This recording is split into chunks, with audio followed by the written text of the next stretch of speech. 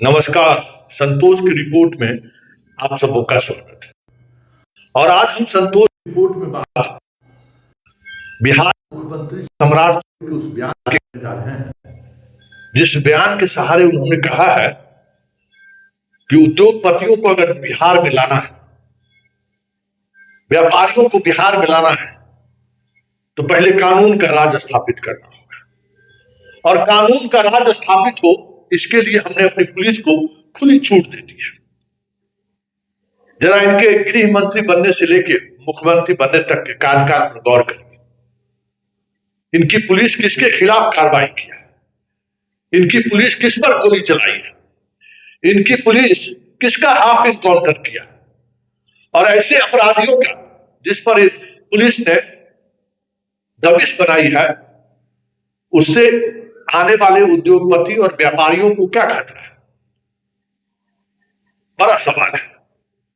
अगर आप इस कट्टाधारी अपराधियों को आप कह रहे हैं कि इससे भारी लोग दहशत में आ जाते हैं, उद्योगपति दहशत में आ जाते हैं, ऐसा नहीं।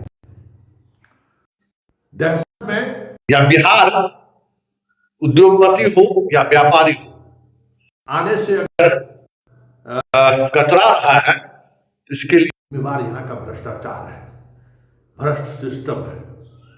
और वो बाहुबली है जिस बाहुबली तक आपकी पुलिस की औकात नहीं है उस पर एक फुलझड़ी भी छोड़ सके।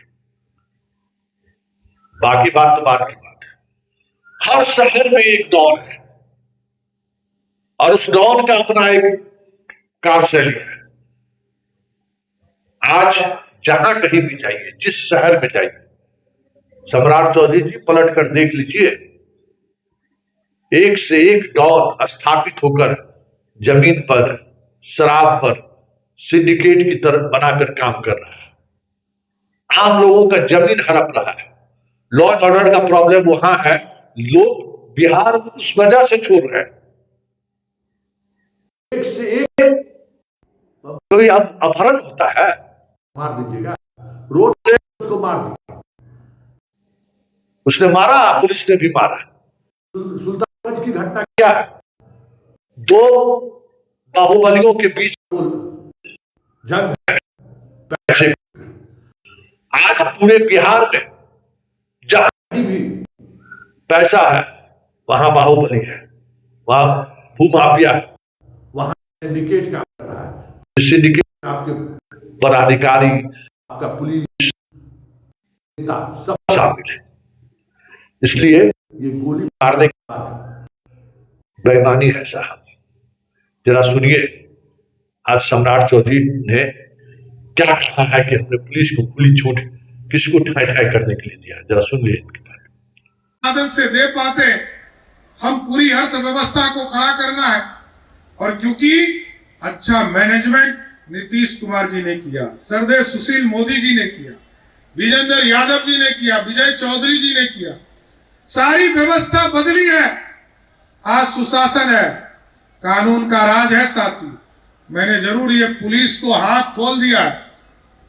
सुशासन न्याय के साथ विकास कर रहा, लेकिन जरूर मैंने कहा है कि पुलिस को यदि कोई चैलेंज करता है तो उसको 48 घंटे में पुलिस भी जवाब देने का काम करेगा। कोई छूट नहीं सकता, कोई अपराधी बच नहीं सकता, क्योंकि सुशासन चाहिए। और यदि इंडस्ट्री को लाना है तो बिहार में सुशासन को और गति से बढ़ाना पड़ेगा। कोई अपराधी हो, कोई फर्क नहीं पड़ता, कौन जाति का है, कौन धर्म का है, ये हमारे लिए मायने नहीं रखता है। हमारे लिए मायने रखता है अपराध मुक्त बिहार। और अपराध मुक्त बिहार के लिए हम कुछ भी करेंगे, इससे कभी समझौता नहीं कर सकते। इसलिए साथियों, अभी कई चीजें इसी शहर में हो रहे हैं। चाहे वो सड़क बनाने का काम जो चर्चा आदरणीय अध्यक्ष जी ने किया, चाहे वो सैदपुर नाला हो, राजीव नगर का नाला हो। और जब मैं 2014 में स्वयं इस विभाग में मंत्री के तौर पर नगर विकास मंत्री था, तो मैंने एक्सपेरिमेंट के तौर पर असियाना दीघा का सड़क का नाला बनाने का काम शुरू किया। नीतीश कुमार जी ने कहा इसका एक्सपेरिमेंट कीजिए। लोग कहते हैं इसका सफाई कैसे होगा। मैंने जरूर कहा है, विनय जी को मैंने स्पष्ट तौर पर कहा, इन तमाम नाले की सफाई की व्यवस्था भी करनी है, कोई चौक नहीं करे। सुन लिया क्या कह रहे हैं, किस तरीके से कह रहे हैं। अब हमारे बीजेपी के प्रवक्ता है नीरज दा, बेगूसराय के, इनसे बेहतर और कौन समझ सकता है। हम बार बार जब ये इनका कोई बयान आता है तो फिर हम इनको आईना दिखाते हैं। आज हालांकि सफाई भी ये देख लीजिए संतोष जी, इस पर हम बयान होने दिया है। तो मेरा सवाल सीधे नीरज दास से भी है, क्या बेगूसराय में जो संगठित अपराध आपको रिफाइनरी में चल रहा है, जो ऑयल कंपनी में चल रहा है, वो ज्यादा नुकसान दे रहा है या फिर छोटा मोटा जो कट्टाधारी क्रिमिनल है वो नुकसान कर रहा है बेगूसराय का? बेगूसराय के डेवलपमेंट को किसने रोका है? कौन रोक रखा है बेगूसराय के डेवलपमेंट? इतनी बड़ी इंडस्ट्री बेगूसराय में आ गई श्री बाबू के समय में, उसके बाद एक भी इंडस्ट्री क्यों नहीं आ पा रही है बेगूसराय में? नीरज दा, ये सवाल आपसे है और आपसे बेहतर कोई नहीं बता सकता है। आप बेहतर समझते हैं कि कौन है इस गोली का हकदार, क्योंकि जब तक वहां तक पुलिस की पहुंच नहीं बनेगी तब तक कुछ नहीं हो सकता है। नीरज दा, खुशफहमी हो सकता है आपको, आप सरकार के प्रवक्ता हैं, सरकार के पक्ष में अपना बयान दे सकते हैं, देना भी चाहिए, लेकिन आपको पता है कि जब तक जो अपराध का सिंडिकेट है, जो अलग अलग तरीके से बिहार को लूट रहा है, अलग अलग तरीके से आम लोगों को के जनजीवन को प्रभावित कर रहा है, 1 कट्ठा 2 कट्ठा 5 कट्ठा जमीन वाले तक को जो लोग छोड़ दे रहा है, आज बिहार के विकास को वो रोक रखा है। अब कहां है आपके बेगूसराय में? कोई अब अशोक सम्राट है? कोई मिनी नरेश है? कोई है? बताइए। टिक्कर सिंह जगह पकड़ लिए, पुराने जमाने के जितने लोग थे, सूरज भान जगह पकड़ लिया। अब किसी का अपहरण हो रहा है क्या? कोई अपहरण इंडस्ट्री कहीं चल रही है कि जिसको ठा ठा कर दीजिएगा? कौन है? दिलीप सिंह है अब बेगूसराय में? कोई है ऐसा कोई क्रिमिनल? बताइए, बड़ा नाम वाला। क्योंकि चीजें बदल गई है। अब क्रिमिनल वो है जो आपके साथ बैठ रहा है, जो रिफाइनरी का सारा पट्टा उसके हाथ में है, लड़ाई उसी बात की लेकर है। आपके साथ जो लोग बैठ रहे हैं, बिहार बेगूसराय के विकास को अवरुद्ध करने वाले सारे लोग आप ही के पास बैठ रहे हैं। कौन है? सब सफेद पूछ है। कोई मेयर बन गया है, कोई डिप्टी मेयर बन गया, कोई विधायक बन गया, कोई विधान पार्षद बन गया, सब तो वही है ना। तो सम्राट चौधरी जो बार बार कह रहे हैं कि हमने पुलिस को खुली छूट दी, क्या नीरज था, क्या पुलिस की खुली छूट देने से आपके रिफाइनरी में जो बात हो रही है या इस प्रदेश में जहां कहीं भी संगठित गिरोह काम कर रहा है उसका कुछ नुकसान होने वाला है क्या?